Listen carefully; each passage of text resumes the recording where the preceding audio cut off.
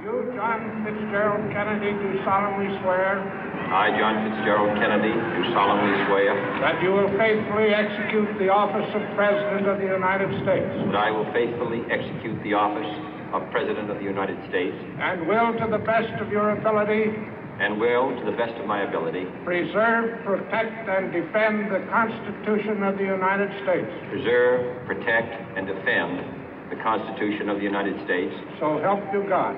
So help me God.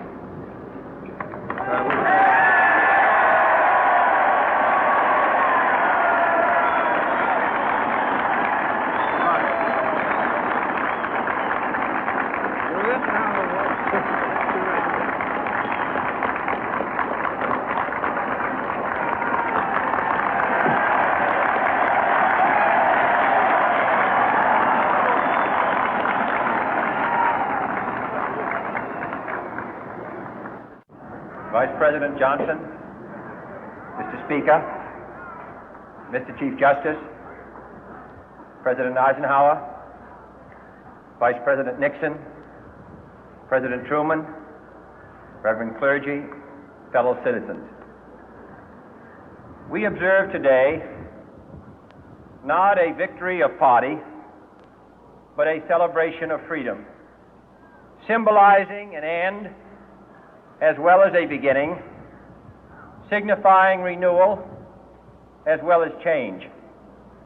For I have sworn before you and Almighty God the same solemn oath our forebears prescribed nearly a century and 3/4 ago.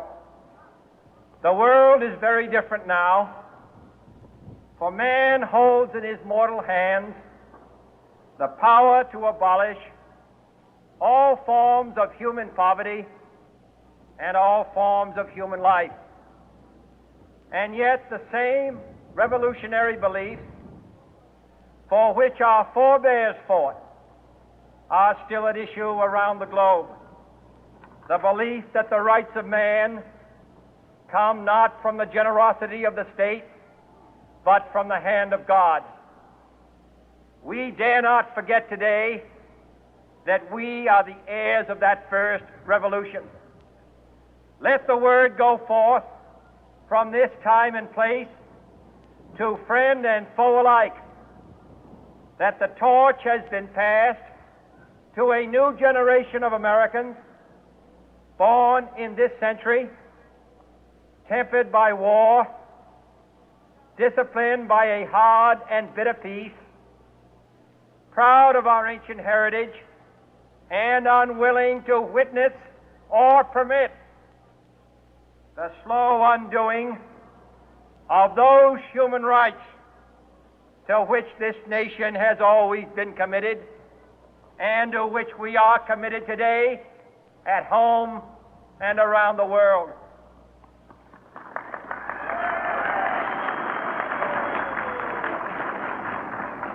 Let every nation know, whether it wishes us well or ill, that we shall pay any price, bear any burden, meet any hardship, support any friend, oppose any foe to assure the survival and the success of liberty.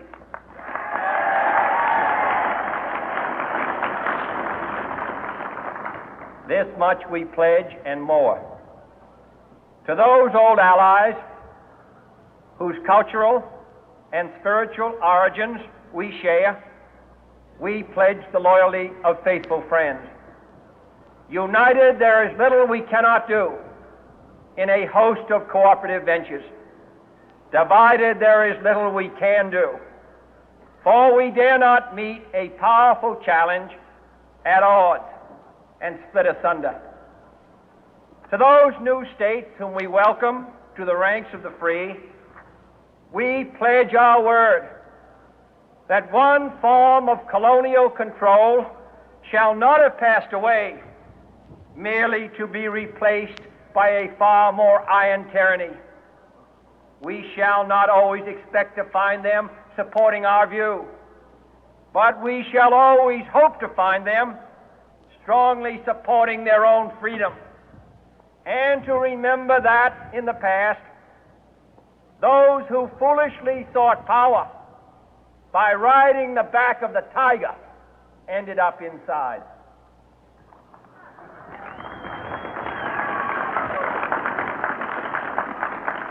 To those people in the huts and villages of half the globe struggling to break the bonds of mass misery, we pledge our best efforts to help them help themselves for whatever period is required, not because the communists may be doing it, not because we seek their votes, but because it is right. If a free society cannot help the many who are poor, it cannot save the few who are rich.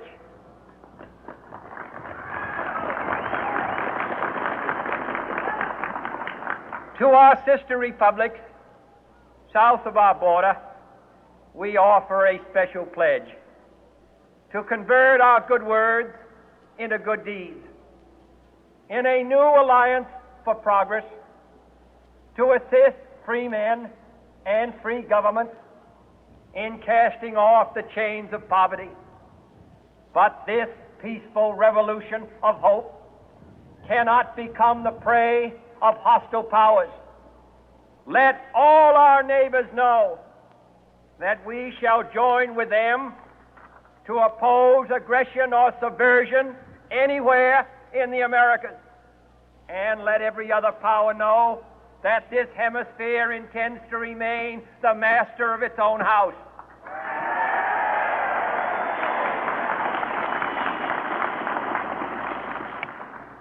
To that World Assembly of Sovereign States, the United Nations, our last best hope, in an age where the instruments of war have far outpaced the instruments of peace, we renew our pledge of support to prevent it from becoming merely a forum for invective, to strengthen its shield of the new and the weak, and to enlarge the area in which its writ may run.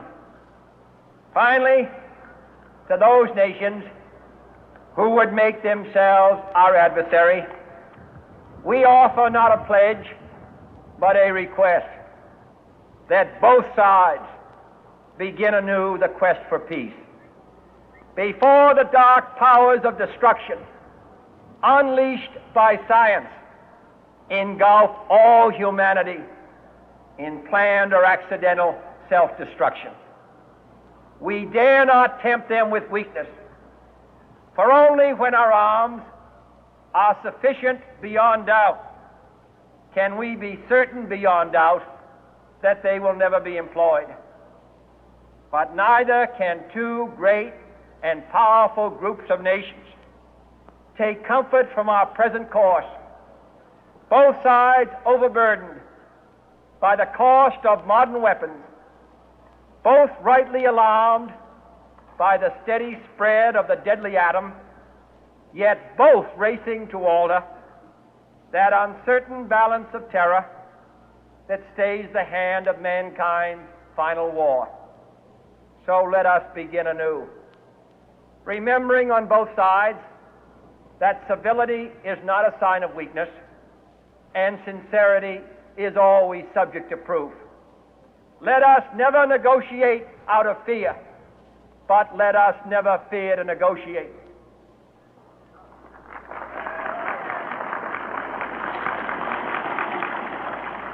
Let both sides explore what problems unite us, instead of belaboring those problems which divide us. Let both sides, for the first time, formulate serious and precise proposals for the inspection and control of arms, and bring the absolute power to destroy other nations under the absolute control of all nations.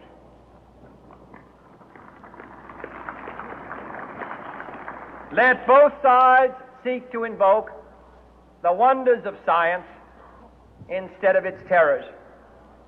Together, let us explore the stars, conquer the deserts, eradicate disease, tap the ocean depth, and encourage the arts and commerce. Let both sides unite to heed in all corners of the earth the command of Isaiah to undo the heavy burden and let the oppressed go free. And if a beachhead of cooperation may push back the jungle of suspicion, let both sides join in creating a new endeavor, not a new balance of power, but a new world of law, where the strong are just and the weak secure and the peace preserved.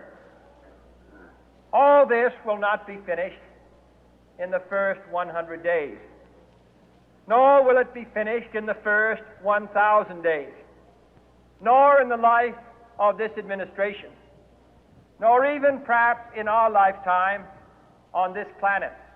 But let us begin.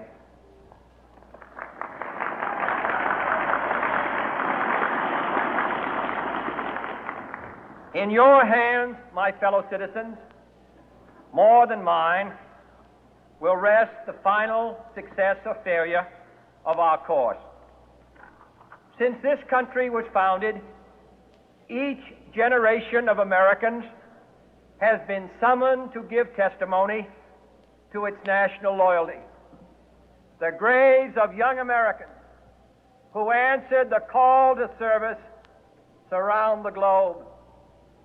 Now the trumpet summons us again, not as a call to bear arms, though arms we need, not as a call to battle, though in battle we are, but a call to bear the burden of a long twilight struggle, year in and year out, rejoicing in hope, patient in tribulation, a struggle against the common enemies of man, tyranny, poverty, disease, and war itself.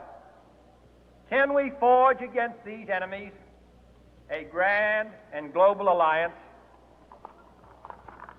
north and south, east and west, that can assure a more fruitful life for all mankind? Will you join in that historic effort?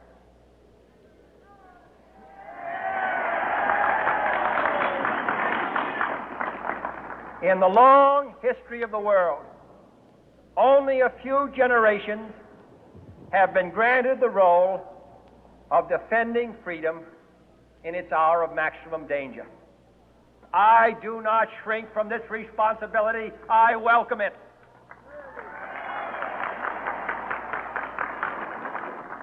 I do not believe that any of us would exchange places with any other people or any other generation. The energy, the faith, the devotion which we bring to this endeavor will light our country and all who serve it. And the glow from that fire can truly light the world. And so, my fellow Americans, ask not what your country can do for you. Ask what you can do for your country.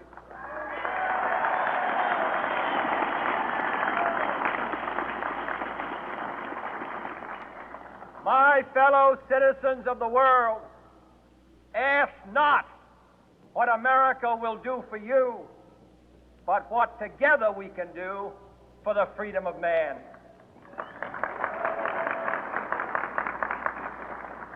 Finally, whether you are citizens of America or citizens of the world, ask of us here the same high standards of strength and sacrifice which we ask of you. With a good conscience, our only sure reward, with history the final judge of our deeds, let us go forth to lead the land we love, asking